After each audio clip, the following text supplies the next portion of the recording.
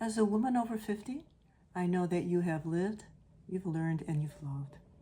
And I wonder, have you ever thought about what kind of a legacy you want to leave behind? I teach my clients that they should look at that.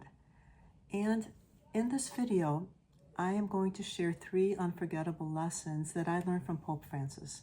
And I hope that they'll inspire you to think about what kind of legacy, what kind of wisdom you want to leave behind. And the first lesson is one of acceptance. I understand that during the conclave, when they were electing a pope, Pope Francis became very, very nervous, very agitated. It was almost as if he knew that he was going to be elected, and he was nervous about that. But once he became elected, he just accepted that. And he became very present with that. And then he started acting as the Pope.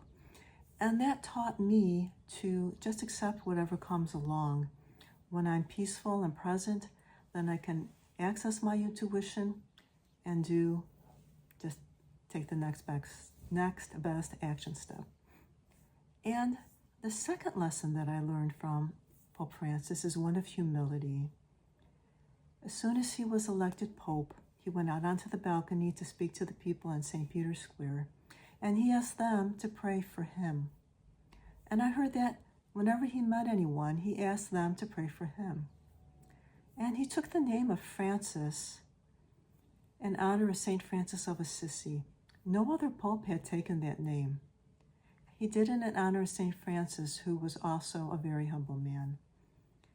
And Pope Francis dressed in a very simple manner, wearing the white cassock with a simple silver crucifix, different from the other popes who had worn the red robe adorned in gold. And Pope Francis lived in a simple 2-bedroom apartment in the Vatican instead of the papal palace that all the other popes had lived in. And he also wanted to be with the simple people.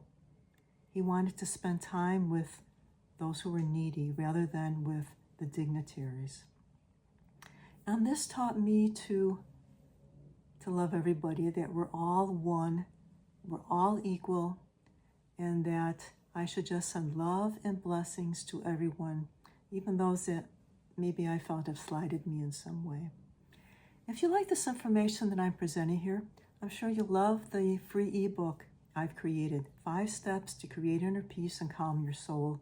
If you'd like that, just comment Inner Peace below the video here, and I'd be glad to send you a link. So the third lesson that I learned from Pope Francis is one of supporting others, of service, being of service.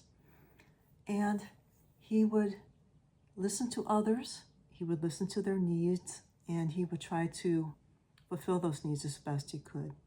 He was very outspoken against injustices with respect to war, with respect to immigration practices, and with just supporting everyone socially, even if it went against church practices. And when he was wrong, he admitted that he was wrong. And he was of service. He traveled all over the world so that people could meet him. And he even went to the local prisons to meet the prisoners there and to wash their feet. And even on the last day, when he was visibly very weak and very ill, he met with U.S. Vice President Vance. And he also went out onto that balcony one last time to address the people who were waiting there in St. Peter's Square to wish them a happy Easter. And this taught me that we should be of service to everyone. Be present with the person that you're with or the people that you're with, and do whatever you can to help them. So I hope that this has inspired you to take a look at what type of wisdom, what kind of a legacy you would like to leave behind. And if you'd like to go into depth a little bit more on how to do that, I've created another video called Live Your Purpose, and you can access that right here.